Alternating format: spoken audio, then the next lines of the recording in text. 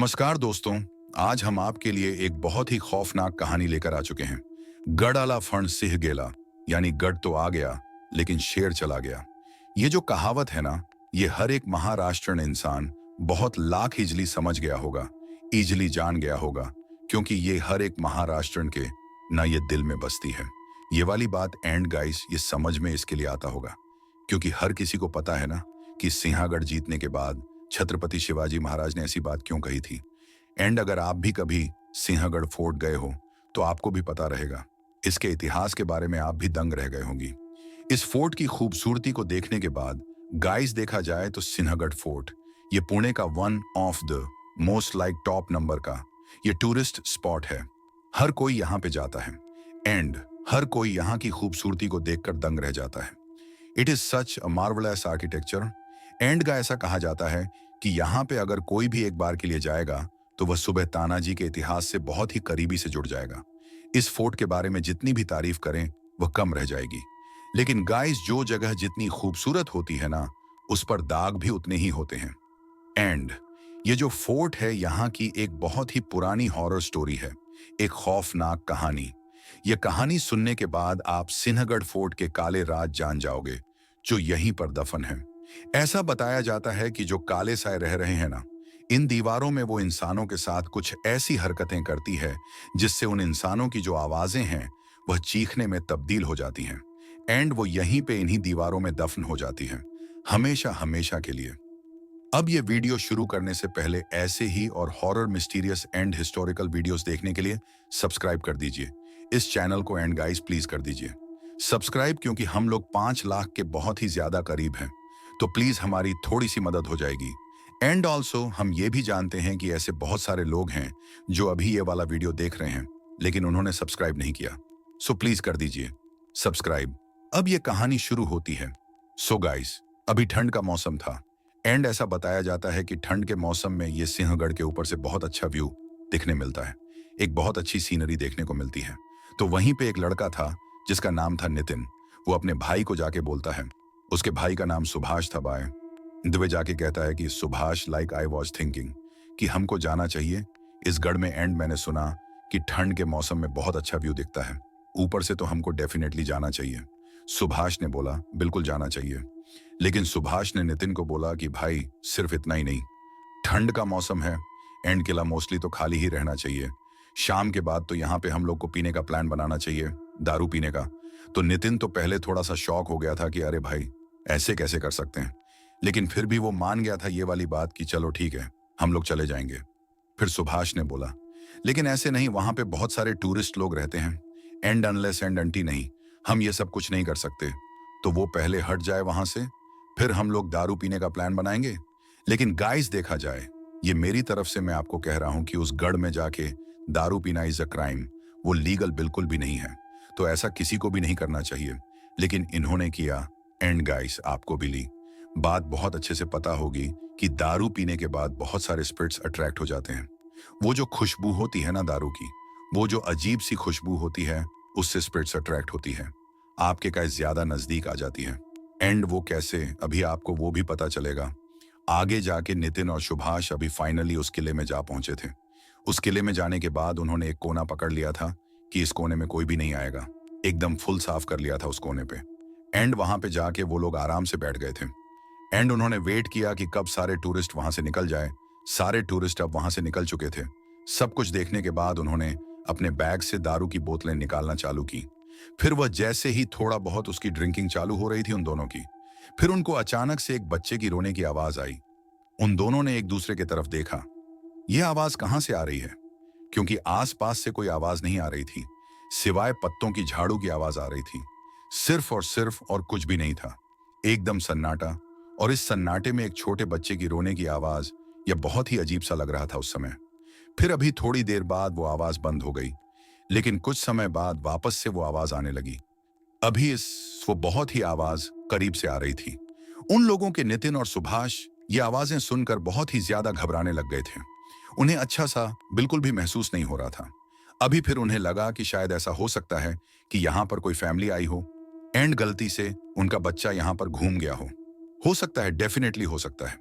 And ये भी हो सकता है कि अभी उनके माँ बाप ढूंढने के लिए आ ही रहे हो उस बच्चे को, लेकिन उससे पहले क्यों ना हम ही उस बच्चे को ढूंढ ले। देन उसको बाहर तक छोड़ के उसके माँ बाप तो हमको वहां पर मिल ही जाएगी शायद। फिर वो दोनों उठ गए। अपनी उस कोने वाली जगह से एंड उठने के बाद वो लोग थोड़े बाहर गए। एंड ढूंढना चालू किया। उस किले में वह बच्चा मिल नहीं रहा था। आवाज आ रही थी हर जगह से, लेकिन वह बच्चा नहीं मिल रहा था। फिर वह नितिन और सुभाष ने मिलकर सोचा कि एक काम करते हैं, हम लोग सेपरेटली ढूंढते हैं, अलग अलग होके इसको ढूंढते हैं, जिससे हमें शायद से बच्चा जल्दी भी मिल जाएगा एंड हमारा काम भी जल्दी खत्म हो जाएगा। फिर थोड़ा ऊपर की ओर चढ़ने के बाद नितिन को एक पत्थर के ऊपर एक छोटा सा बच्चा दिखा। एंड अभी नितिन को देख के थोड़ा सा अच्छा भी लग रहा था कि फाइनली चलो ये बच्चा अभी हमें मिल गया, now he will be safe. फिर उसने उस बच्चे को जाके बोला कि आपको इतनी रात में यहाँ पे इस किले में नहीं घूमना चाहिए, बिल्कुल भी नहीं, दिस इज वेरी रॉन्ग। उस बच्चे ने कुछ नहीं कहा। फिर नितिन ने कहा कि एंड अभी चलो, रात बहुत हो गई है, मैं आपको बाहर तक छोड़ के आ, तो आपकी मम्मी पापा भी वेट कर रहे होंगे। आपका एंड इसमें रोने वाली कोई बात नहीं, मैं हूं ना यहाँ पे, मैं आपको छोड़ दूंगा, चलो आ जाओ। फिर उस बच्चे ने कहा कि नहीं, मैं ऐसा नहीं कर सकता हूँ, मैं यहीं पर रहता हूँ, मैं भी अपने घर पर जाने की बहुत ज्यादा कोशिश करता हूँ, लेकिन मैं जा नहीं पाता, मैं यहाँ पर अटक चुका हूँ। फिर नितिन यह सब कुछ सुनने के बाद बहुत ही ज्यादा एकदम घबरा उठा था, लेकिन उसने बोला कि यह बच्चा बहुत छोटा है, ये ऐसी बातें कर रहा है, कैसे? फिर उस बच्चे ने कहा एंड मैं अकेला नहीं हूं यहाँ पे, मेरे जो बाकी दोस्त यहाँ पर मरे थे वह भी यहीं हैं, अगल बगल में ही कुछ बच्चे तो आपके पीछे ही खड़े हैं। नितिन ने पीछे मुड़ के दिखाया। वाकई में बहुत सारे बच्चे खड़े थे वहां पर, बहुत सारे, इन सब के सब मरे हुए थे, लेकिन फिर भी अपने पैरों पर खड़े थे। अब नितिन ने उस पत्थर पर बैठे हुए बच्चे की ओर देखा। एंड देखा तो वह गायब हो चुका था। फिर उसने पीछे मुड़ के देखा, बाकी बच्चे भी गायब हो चुके थे। नित्य नबी इतना ज्यादा डर चुका था कि अब वह कांपने लगा था, पूरी तरीके से ठंडा पड़ चुका था।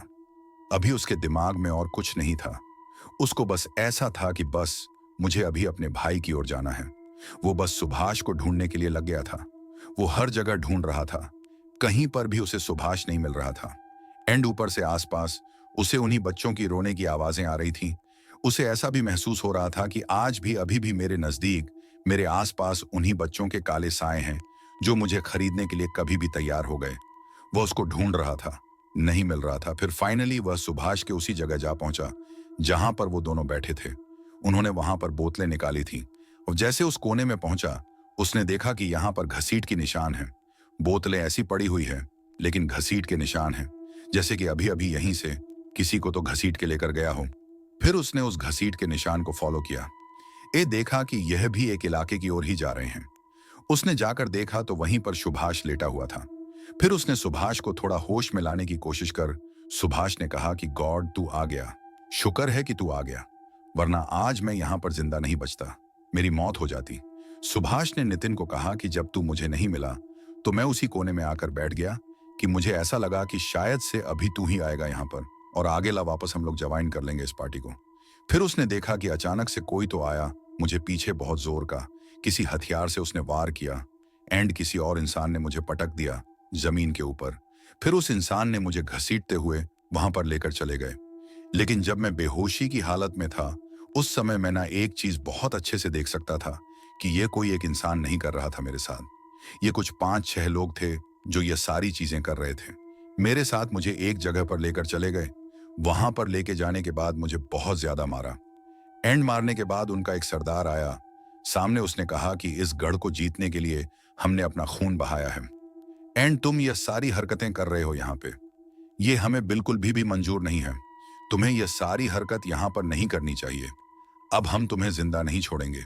ये कह के वो लोग और थोड़ा सा मारने लग गए थे। अभी सुभाष को फिर उसी समय शायद से नितिन आप आ गए।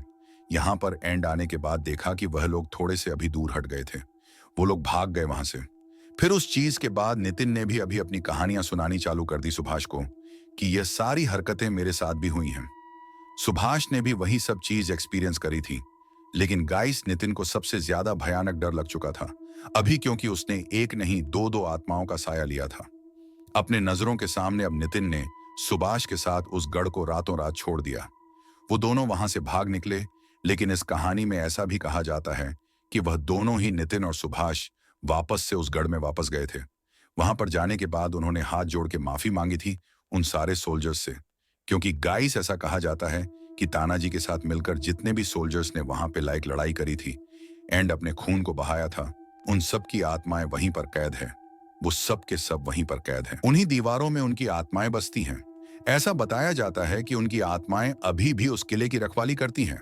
हर रात को जब भी ऐसे कोई लोग आते हैं, ये उनको अपना रूप दिखाते हैं, उनको रोकते हैं। ये सारी चीजें करने से पहले एंड गाइस, सबसे स्पेशल और यूनिक बात मन में क्या है कि इस गढ़ के आसपास जितने भी घर हैं, उन सब लोगों का कहना बड़ा अलग है। वो कहते कि उनको यहाँ से वॉर क्राई की आवाज सुनाई देती है, सिंहनाद की। वो ऐसा भी कहते हैं कि उनको यहाँ से लड़ने झगड़ने की आवाजें आती हैं, रोने धोने की, चीखने चिल्लाने की आवाजें सुनाई देती हैं। जैसे कि अंदर कोई तो एकदम बहुत बेरहमी से मारा जा रहा है, या फिर कोई तो मर रहा है अंदर, या फिर कोई तो झगड़ रहा है अंदर, कोई तो लड़ रहा है अंदर। हथियारों के एक दूसरे से मिलने की आवाजें आती हैं। एंड गाइस, इस कहानी के अलावा भी एक कहानी है जो कि शायद उस बच्चे से रिलेट करती है जो कि पत्थर पर बैठा हुआ था। बहुत वक्त पहले ऐसा बताया गया था कि इस सिंहगढ़ के पास ही एक स्कूल बस क्रैश हो गई थी। उस स्कूल बस में जितने भी बच्चे लोग थे वो सब के सब मारे गए थे, कोई भी नहीं बचा था। बताया जाता है कि उनकी जो आत्माएं हैं वो भी भटक के इसी किले में आके बस चुकी हैं, वो भी यहीं पर भटकती रहती हैं हर रात को। एंड गाइस, मैं इस वीडियो को स्पेशली मेरी महाराष्ट्रन ऑडियंस को डेडिकेट करना चाहूंगा, क्योंकि मैं जानता हूं कि यह सिन्हागढ़ कितना ज्यादा स्पेशल है सारे महाराष्ट्र लोगों के लिए। एंड गाइस, मैं ये भी जानता हूं कि वो एक टूरिस्ट स्पॉट है एंड अमेजिंग स्पॉट है। आप लोग को डेफिनेटली जाना चाहिए, लेकिन सिर्फ और सिर्फ सुबह में, रात में बिल्कुल भी नहीं। रात में यहां पर जाना खतरे से खाली नहीं होता गाइस, क्योंकि शायद से रात में तो यहां पर जाने भी नहीं देते। लेकिन एनीवेज गाइस, रात में आप ऐसा इलीगली भी आपको अंदर नहीं जाना चाहिए, बिकॉज अंदर जाओगे तो शायद आप भी सिर्फ एक इतिहास बन के रह जाओगे। तो दोस्तों, ये थी आज की डरावनी कहानी। अगर आपको ये कहानी पसंद आई तो लाइक और शेयर करना ना भूलें। ऐसी ही और भी खौफनाक कहानियों के लिए हमारे चैनल को सब्सक्राइब करें और घंटी के आइकन को दबाएं, ताकि आप हमारी नई कहानियों को सबसे पहले देख सकें। अपनी राय नीचे कमेंट में जरूर बताएं। मिलते हैं अगली कहानी में, तब तक के लिए सावधान रहें और सुरक्षित रहें।